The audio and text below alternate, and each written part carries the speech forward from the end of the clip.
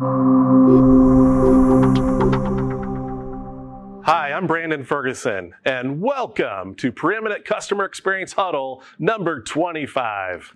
Today, I'd like to discuss roller coasters and seats on a bus, and speak to it as it relates to our customers sitting at the end of the line of our individual and collective customer experience actions and behaviors. Have you ever noticed that some seats on a vehicle have much rougher rides than others? For example, imagine that you're at an amusement park with a giant roller coaster. Some people prefer to sit in the front of the roller coaster to see everything as it changes before them. These people want to see the drops coming, the curves in front of them, and every other twist and turn unfold.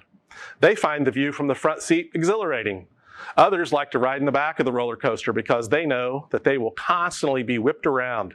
A drop may seem sizable for people in the front or the middle of the roller coaster, but it's huge for people in the back. A sharp turn might catch some people off guard, but it is sure to throw the riders in the back of the roller coaster into one another. The back of the roller coaster is just a crazier ride, and some people prefer that.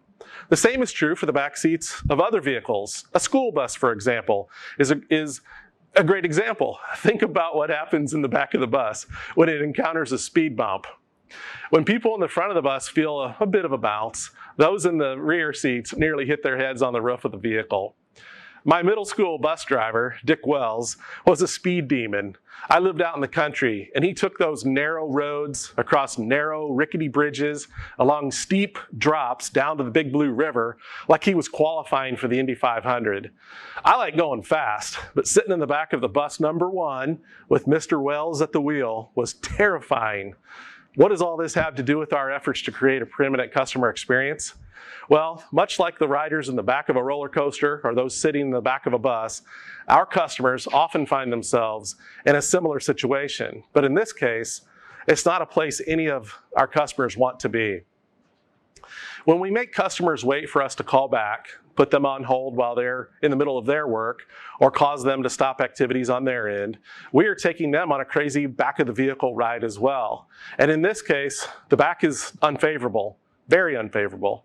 It may not seem like a big deal to us sometimes as we sit in the front seat and see things unfolding, but our customers get thrown around as they are delayed, left in the dark, or confused by where things stand. It's vital that you and I remember that our customers are too often stuck at the end of the line waiting for a response, a decision to be made, product information, advice, service help, repairs, updates, and the list goes on and on. The end of the line can feel like the back of the rickety roller coaster or that miserable, hot, humid seat at the back of the bus. Can you do more? Take more ownership to mitigate that feeling by the customer of being thrown around? Yes, sometimes we on our end are waiting for others to give us answers or provide the part of the solution we need to get back to the customer. I get it. It happens sometimes. And what can you and I do in those moments to ensure we are absolutely maximizing the quality standards of ownership, courtesy, accuracy, and timeliness to help reduce that bad feeling at the back of the bus or roller coaster for our customers?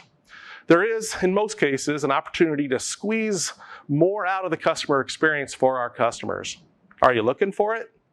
Are you encouraging our fellow colleagues to look for it? Are we unwilling to be bystanders while the customer gets thrown around? Don't be a bystander.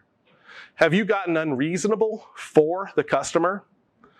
This week is an opportunity for you and I to spend some time thinking about how your interactions, or my interactions, our interactions, or inactions impact what happens to our customers, who are often sitting in the back of the bus.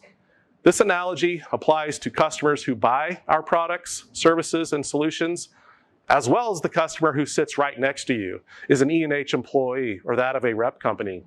I invite you to be part of the solution and help make our customers' ride with us smoother and more preeminent every time. I'm Brandon Ferguson, and I'll see you next time.